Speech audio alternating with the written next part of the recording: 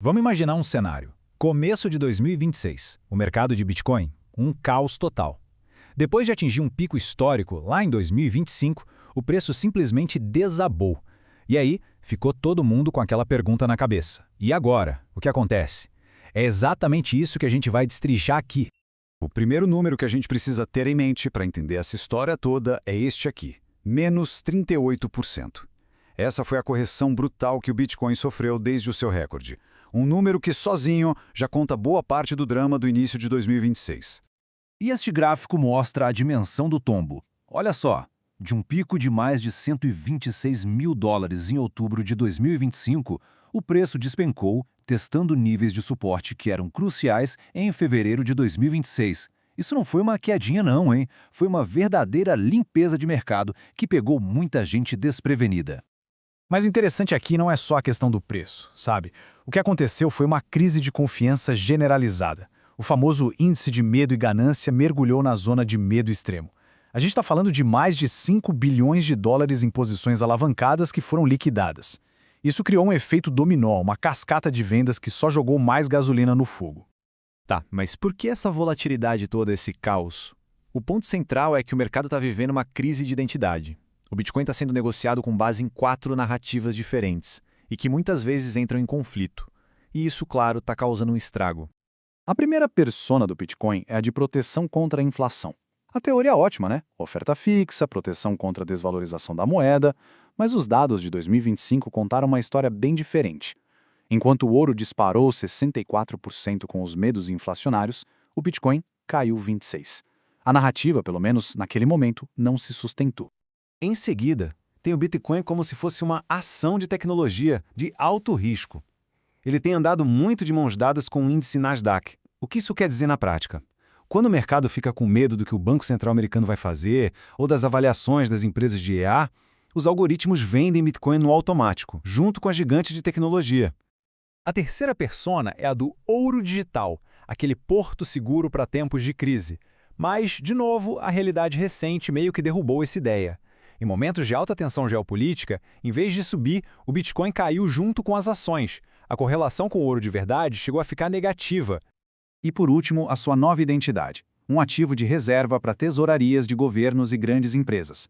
E o mais irônico aqui é que esse sucesso todo acaba tornando o Bitcoin menos volátil. A entrada dos institucionais limita aquelas altas explosivas que marcaram os ciclos anteriores. O que nos leva a essa pergunta? Afinal, qual dessas personas é a verdadeira? A resposta parece ser todas elas ao mesmo tempo. E é exatamente por isso que um único evento pode causar movimentos de preço tão caóticos. Diferentes grupos de investidores reagem de maneiras completamente opostas. E claro, essa crise de identidade não acontece no vácuo. Ela está sendo amplificada por um cenário macroeconômico global que está bem complexo, bem incerto, jogando ainda mais pressão em cima do mercado. Vamos dar uma olhada rápida nessa tabela. De um lado, a gente vê uma tendência de queda nos juros, o que geralmente é ótimo para ativos de risco como o Bitcoin, mais liquidez no mercado. Só que do outro lado, o mercado de trabalho americano está mais fraco e a inflação continua teimosa, não cede. É um verdadeiro cabo de guerra, que gera uma incerteza gigantesca.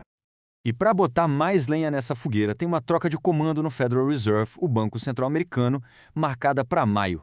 A saída do Jerome Powell e a chegada de um sucessor criam um ponto de interrogação enorme sobre o futuro da política monetária. E, como a gente sabe, o mercado odeia a incerteza.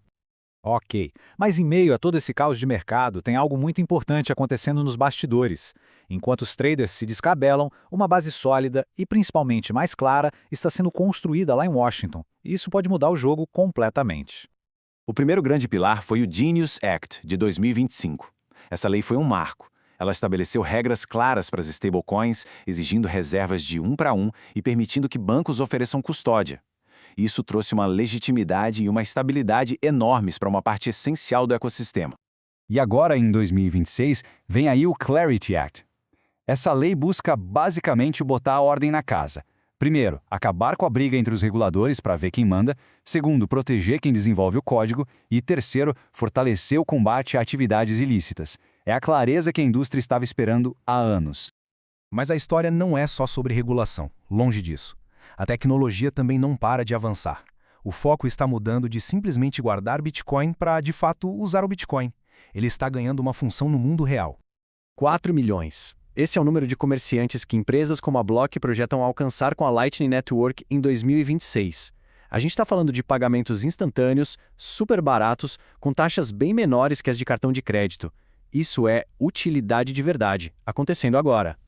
E a Lightning Network é só a ponta do iceberg. Como a gente vê na tabela, tecnologias como a Stacks estão trazendo contratos inteligentes e finanças descentralizadas para o Bitcoin. A Merlin Chain está focada em escalabilidade. Juntas, elas estão construindo uma economia vibrante em cima da base segura do Bitcoin. É o que o mercado já está chamando de BTC-FI. Então, quando a gente junta todas essas peças, a volatilidade do mercado, a clareza da regulação e a inovação tecnológica, o que será que o futuro nos reserva? Parece que estamos entrando num novo capítulo, um de maturidade, mas que também traz riscos novos e gigantescos. E um dos maiores riscos no horizonte é este número aqui, que é assustador: 2 trilhões de dólares. Esse é o valor aproximado de bitcoins que estão guardados em endereços antigos, que, teoricamente, são vulneráveis a futuros ataques de computadores quânticos. E isso nos leva direto ao desafio do tal Key Day, o dia quântico. A necessidade de migrar a rede para uma criptografia mais forte, resistente a esses supercomputadores, é vista como o grande obstáculo técnico da próxima década. A pergunta que fica é se o código do Bitcoin está pronto para esse futuro.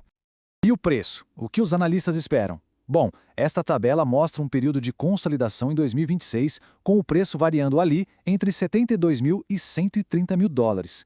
Depois, uma possível retomada da alta em 2027, com projeções que chegam a 190 mil dólares. Tudo isso, claro, impulsionado por esses novos fundamentos mais sólidos que a gente acabou de ver. E isso nos leva à tese central de toda essa análise. Essa frase aqui resume tudo.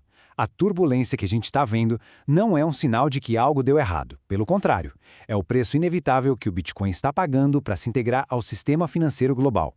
São literalmente as dores do crescimento. E para fechar, fica essa pergunta: o caminho para se tornar um ativo maduro, relevante na economia global, é volátil? É cheio de desafios? A grande questão que 2026 coloca na mesa é: o Bitcoin, sua comunidade e seu código estão realmente prontos para pagar o preço da maturidade?